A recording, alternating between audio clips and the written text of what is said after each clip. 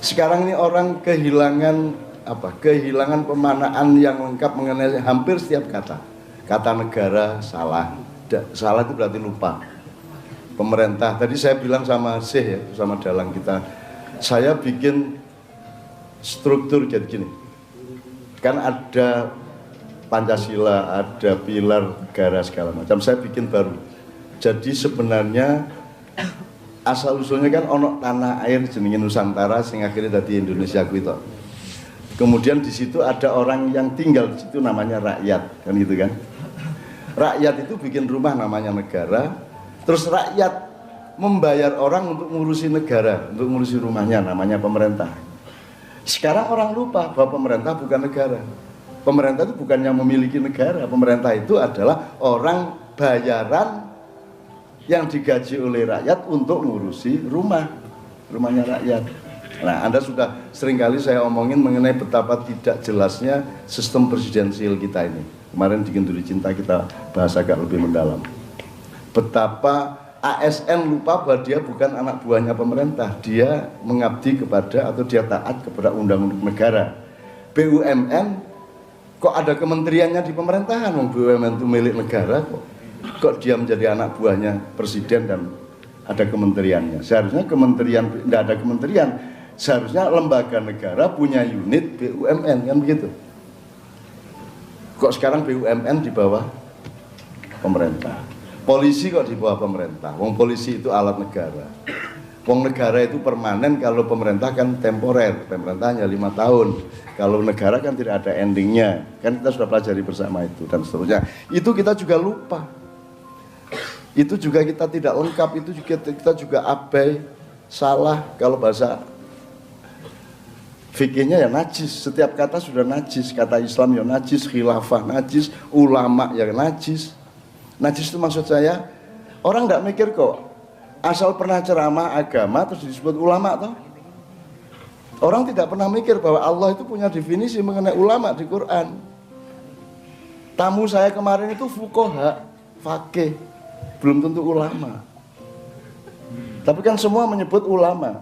Loh, ulama itu, nyun sewu ya sedikit ya, di Padang Bulan sudah kita jelaskan. Kalau psikolog, beda nggak ranahnya atau wilayah ekspertasinya dengan ekonom? Beda. Jadi psikolog, ekonom, ahli pertanian, sosiolog, politolog dan seterusnya ada ranah yang jelas. Kalau dalam Islam, faqih itu ahli hukum Islam. Dia namanya faqih, kalau jamak namanya fuqaha. Lahirlah MUI, lahirlah Majelis Taklim, Majelis Tarjih, lahirlah Basul Masail. Itu namanya fuqaha, bukan ulama. Kalau ulama tidak ada ranahnya, atau ranahnya itu menyeluruh. Karena di Quran sebutannya adalah gini, siap di antara semua hamba-hambaku yang takut kepadaku itulah ulama, kan gitu.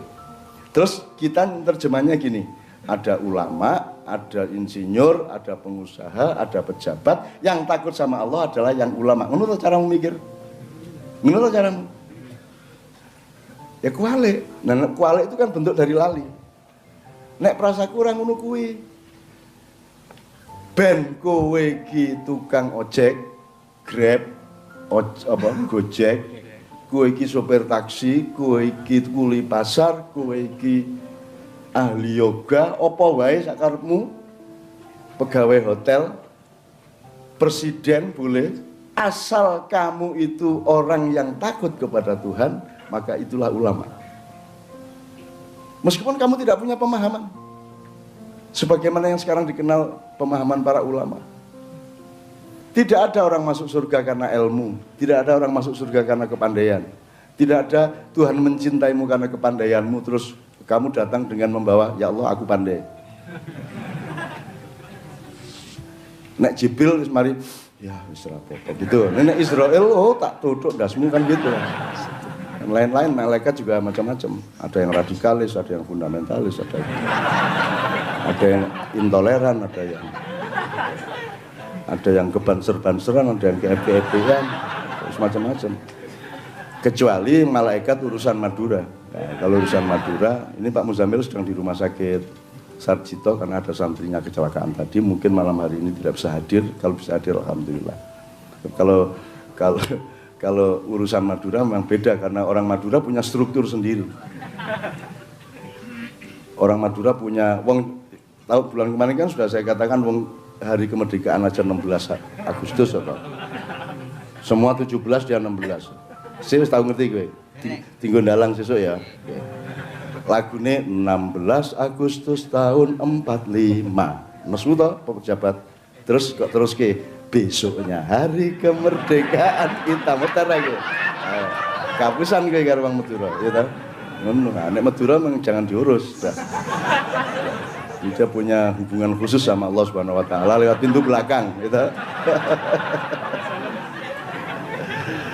Oke, jadi pokoknya intinya di wilayah yang default sunatullah saja kita masih banyak keliru-keliru. Orang modern terlalu mengandalkan ilmu, jadinya teknologi, jadinya industri, jadinya kapitalisme, jadinya hedonisme, jadinya kulinerisme, jadinya pokoknya adalah milik yang sifatnya jasadiah. Milik gendong lali kata orang Jawa. Saya tidak menyalahkan itu, tetapi Anda menjadi manusia yang tidak lengkap. Anda terlalu menonjolkan tulang Anda sehingga keindahan dari faktor lain dari diri Anda menjadi tidak tergarap. Tuh. Nah, pokoknya intinya seperti itu ya. Nah, nanti kalau kita sudah punya kesempatan, aku nyicil yang kedua Mas Helmi, yang jauh. Sebenarnya Anda sudah mengalami semuanya tadi. Kalau Anda bermakyah, Anda pengalamannya akan sudah naik 2, 3, 4, 5. Yang kedua tadi apa? Nidhamul Kudra. Nidhamul Kudra. Kapan nanti saya jelaskan. Yang ketiga Nidhamul Karomah. Ini peristiwanya bisa agak sama tapi klausulnya berbeda, subjeknya berbeda dan hubungan transaksionalnya berbeda. Kemudian yang keempat Nidhamus Syafa'ah. Syafa' ini ahlinya adalah Anda sebenarnya, dan Anda mengalami itu, gitu ya. Yang terakhir Nidhamu Tajaliyah. Tajaliyah itu artinya Anda betul-betul, ya singkat katanya tuh, semua yang Anda lakukan sebenarnya adalah Tuhan yang melakukan, jelas ya. Kamu hanya alatnya Tuhan. Nah, kira-kira seperti itu. Ya. Jadi ngopo-ngopo itu tetap kuwi karepe Gusti Allah panjenengan. Kuwi persis kaya manuk, persis kaya suket, persis kaya wit-witan, persis kaya angin. Karena angin udara itu tidak berlaku selain seperti yang persis dikehendaki oleh Allah. Ya malu mayu marun, itu yang terakhir. Jadi nidhamut tajalliyah. Tapi itu pelan-pelan ya, kita pembelajarannya bisa 3-4 kali maknya. Tapi malam hari ini kita khususkan pembenahan wilayah pertama atau level pertama, yaitu sunnah. Defaultnya hidup itu bagaimana. Nah, terus kita ternyata masih punya banyak kekurangan. Apalagi di Indonesia, kekurangan itu dinikmati. Dan orang mencari keuntungan dari ketidaklengkapan itu. Bahkan itu adalah aset ekonomi, aset kapitalisme yang besar di Indonesia. Coba, turnamen Republik Indonesia itu, nek disebut turnamen bal-balan atau tinju gitu ya. Babak penyisian ora lulus iso mlebu final loh. Iya. Semifinal belum selesai dia sudah bertanding untuk memperebutkan emas. Boleh kok di Indonesia. Lagi wae dadi wakil gubernur sedelet loh. Saiki wis final loh. Entok kok kuwi. Itu berarti Indonesia memang berpihak kepada lupa. Berpihak kepada ketidakjelasan konstitusi atau aturan atau nizam tadi itu.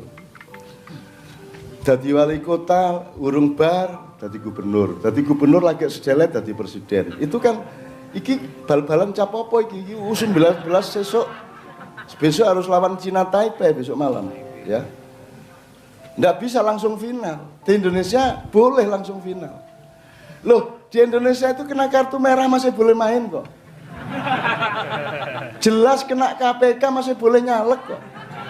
Masih boleh nyalon kok, betul enggak? Sudah jelas kartu merah masih boleh. Jadi ini turnamen lupa yang luar biasa. Dan banyak sekali klausul-klausul gitu.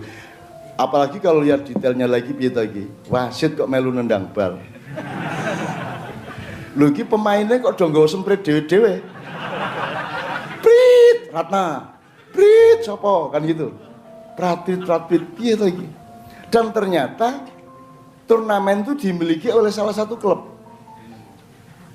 oleh perusahaan yang membiayai salah satu klub, sehingga seluruh pertandingan itu diupayakan, direkayasa supaya yang menang adalah klub milik dia yang membiayai turnamen, kan itu. Nah, klubnya namanya Sembilan Naga. Kira-kira seperti itu ya teman sekalian ya. Jadi ini turnamen lupa. Nah, sekarang Pak Dalang monggo, kapan-kapan kita menaik dari, kalau Anda tidak bisa menemukan satu sistem besar di sunnah tadi, di sunnatullah yang level pertama, maka Anda punya peluang untuk mencari kudroh. Anda punya peluang untuk naik, syukur mendapatkan karomah dari Allah, masuk ke rongga di mana ada karomah Allah. Itu dengan lelaku pribadi yang luar biasa beratnya. Disitulah para aulia, disitulah Imam Lapeo di Mandar, disitulah Syekhona Khalil di Bangkalan, ya disitulah Syekh Yusuf dari Mandar sampai ke Afrika Selatan dan seterusnya. Nah, kita pelan-pelan. Menurut saya Anda tidak perlu belajar dengan taraf-taraf yang daki-daki orang. Angger kowe ngerti limo kuwi, Anda bisa menempuhnya sendiri dan mudah-mudahan Allah ngijabahi. Jadi uripmu tetap mendapat kemudahan-kemudahan yang di luar perhitunganmu sendiri dan tidak bisa dihitung oleh manusia. Kudune loro ora loro iso, ya ra? Ya kudune ora mana iso mana. Iso ra? Utawa nek kowe ora disenengi kudune mana ora mana. Kowe ming SMS lho kok meteng, iso wae to ya. Gara-gara anu tadi, syafaah atau karomah tadi. Wow, di WA iso meteng. Mbak Nia itu, vokalis Kiai Kanjeng itu punya anak 3 itu selalu laporan ke saya kalau anaknya lahir, Cak, kalau hamil bilang sama saya, Cak, nyun sewu mboten nyejoy kula meteng ngene iku. Meteng kok ora nyejoy piye? Maksudmu ora nyejo nggih mboten nyejo. Dadi ngoten mawon. Oh. Terus kowe njaluk, ya Allah, berilah aku kesempatan untuk orang nyejo sebanyak-banyaknya kan gitu ya, untuk para jomblo. Oke ya, dari sini supaya ada situasi Mas Tanto, frame-nya sudah jelas ya. Kita sedang mencari peningkatan kualitas dan daya negosiasi terhadap hidup dan Allah secara pelan-pelan untuk meningkat, sehingga Anda tidak terlalu pusing oleh masalah-masalah kecil seperti pilpres. Anda tidak pusing oleh masalah-masalah garis, bahkan tidak pusing oleh masalah bidang, bahkan tidak pusing oleh masalah bangunan, karena adalah manusia yang berpikir ruang. Anda berpikir gelembung besar yang tajalliyah tadi itu. Mudah-mudahan setiap yang Anda alami semuanya adalah tajallullah atau tajalliyatullah, gitu ya. Itu adalah tajallinya Allah. Allah sendiri menjelma pada dirimu. Saya pernah bilang sama Romai Rama, kalau Anda main gitar itu saya tahu yang main gitar bukan Anda tapi Allah, gitu kan. Wah, seneng banget deh, seneng. Terus dia naik keliru, Allah kok keliru ya?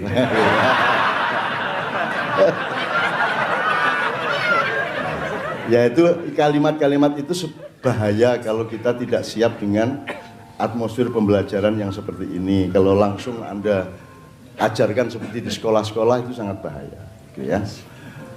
Nanti ini Mas Brad ini juga saya mohon nanti mengemukakan apa yang dikemukakan kepada saya. Membacanya boleh, mengucapkannya dengan lisan juga boleh, tapi we can learn from him because he learns from Bali with the guru in Bali and so on. It's up to you, it's your kedaulatan, it's your authority to say whatever. I think they need as I need. Dia barusan kirim surat kepada saya. Kalau boleh terus terang, beliau menjelaskan betapa tembakau itu dahsyat. Itu. Jadi tembakau itu bukan hanya sehat bagi badan Anda, tapi juga bisa menciptakan rohani Anda menjadi manusia yang lebih bijaksana. Itu tembakau. Ojo keplok sih, kapusan kowe. Tapi begitu tembakau dijadikan rokok, gitu ya, dia menjadi bahaya bagi manusia. Karena dia dikontaminasi oleh kapitalisme, oleh industri, dan oleh milik tadi itu, sehingga kalau bisa hindarilah rokok, bikinlah sendiri dengan tembakaumu masing-masing. Kan gitu ya, kira-kira gitu ya. Ya Mas ya. Ini saya membenarkannya. Maka terus saya bikin teori tadi 5 tadi. Apa yang berlaku di level pertama, kalau Anda naik ke level kedua bisa tidak berlaku. Ya. Jadi misalnya saya barusan dipaksa oleh Mbak Via untuk periksa, dan saya kemudian sudah didaftarkan ke dokter jantung, dokter paru-paru, apa segala macam spesial. Ketika saya kemudian dibawa oleh Mas Edot yang sering kesini itu untuk diperiksa darah saya, di ronsen, di segala macam, akhirnya selesai sudah diperiksa dan hasilnya jelas, akhirnya tidak jadi ke dokter macam-macam tadi karena hasilnya beres, tidak ada masalah. Karena saya hidup tidak di Indonesia melainkan di rongga tajalullah tadi itu kan, itu di kuduni loro ora gitu loh. Makanya tadi temannya Mas Tanto sehari cuma tidur 1 jam. Sebenarnya kalau tadi dia niat 5 menit aja mau ke sini sembuh dia. Loh, semua orang yang sakit ke sini kowe teko aku kesel to nyambut gawe sedina gitu. Tekan kene kowe sehat to nganti esuk. Begitu bali seger meneh gitu loh. Gitu. Mestinya tadi datang aja ke sini, tidur di dalam sebentar enggak apa-apa, tapi begitu sampai sini insya Allah sembuh. Karena saya sakit kayak apapun begitu masuk Ma'iyahan, semua bisa saya tawar. Bisa saya tawar, batuk jadi enggak batuk gitu. Seharusnya serak enggak serak, seharusnya capek enggak capek. Jam 3 pagi nanti bahkan saya lebih sehat daripada sekarang ini. Kenapa? Karena kita hidup di rongga di antara 2, 3, 4, 5 tadi itu. Kira-kira seperti itu ya. Oke. Sekarang satu nomor dulu supaya ada atmosfer Mas ya. Jadi setelah nomor Kiai Kanjeng ini, kemudian kita persilakan Pak Dalang yang pecinya dari saya, tidak bayar ya. Saya itu kita improv, habis itu terserah Mas Tanto, tapi Mas Brad juga siap dan teman kita yang akan Mbak Dani siap, kemudian Mas Rizal juga siap. Dia akan melakukan Indonesian Got Talent. Gitu. Mbu arep jungkir balik, mbu arep ngopo, mbu apa arep ngetokke kodok saka cangkeme, susah karep dhewe. Ada teman-teman Ma'iyah yang suka pesulap. Saya sedang membuat satu frame supaya dia bisa keliling ke Ma'iyahan sulapan, mempertunjukkan sulap, tapi harus dengan pemaknaan yang positif dan produktif. Tidak boleh sulap hanya sebagai sulap, tapi sulap dipahami sebagai sesuatu yang dari 5 tadi kita pahami. Kalau Anda cuma berpikir sunnah, Anda kagum. Wah, kok iso ngono ya? Tapi kalau Anda berpikir kudro, Anda tidak terlalu kagum. Kalau Anda sudah sampai ke tajaliyah tadi, maka Anda melihat itu biasa-biasa saja. Sekarang enggak apa-apa kok John kowe sama John kowe karo jijit maju meneh. Kita coba kalau jamaah Ma'iyah kan paling 20-30% yang mengalami itu dengan masyarakat di mana-mana. Nah, yang sudah mengalami tolong pura-pura belum mengalami gitu ya. Loh, ini pidatonya, ini khutbahnya Abu Nawas alaihissalam. Abu Nawas itu dipaksa untuk khutbah Jumat, ya. Dia tidak mau dikenal sebagai ulama. Bahkan kalau bisa jangan sampai ketahuan dia seorang Muslim. Kita ini sudah terlanjur ketahuan. Kalau aslinya kan sebaiknya orang tidak tahu kita Islam apa tidak, karena yang penting pada orang lain bukan Islam kita, bukan identitas kita, tapi kelakuan kita baik apa tidak kepada mereka, kita bermanfaat apa tidak kepada mereka. Nah, Abu Nawas juga begitu, disuruh khutbah dia tidak mau, ntar ketahuan kalau dia ulama, orang sufi. Akhirnya karena dipaksa oleh Sultan siapa namanya, Harun ar-Rasyid, dia terpaksa naik mimbar. Terus alhamdulillahilladzi hadana li hadza. Terus saudara-saudara, bagi semua yang sudah tahu apa yang akan saya omongkan dalam khutbah ini, tolong jangan kasih tahu kepada yang belum tahu. Dan bagi semua yang belum tahu, tolong tidak usah tanya kepada yang sudah tahu. Barakallahu li wa lakum fil Qur'anil azim wa nafa'ani wa iyyakum minal ayati wa dzikril hakim. Wah, apik banget aku. Wah, seneng banget aku. Itu khutbah yang paling saya kagumi. Pernah kita Jumatan di situ, di musola situ, di aula situ. Yang khutbah ada salah seorang teman kita, Ma'iyah lama. Pokoknya dia amma ba'du. Pokoknya orang hidup harus berbuat baik. Barakallahu li wa lakum. Oh, saya senang dengan usaha-usaha yang sangat berdaulat seperti itu, meskipun syariat khutbah tetap harus dipenuhi gitu ya. Oke, sekarang berarti satu nomor lagi, setelah itu Mas Aceh ya. Yuk. Nek cucak rawa melu dong. Masa orang apal? Masa orang di cucak?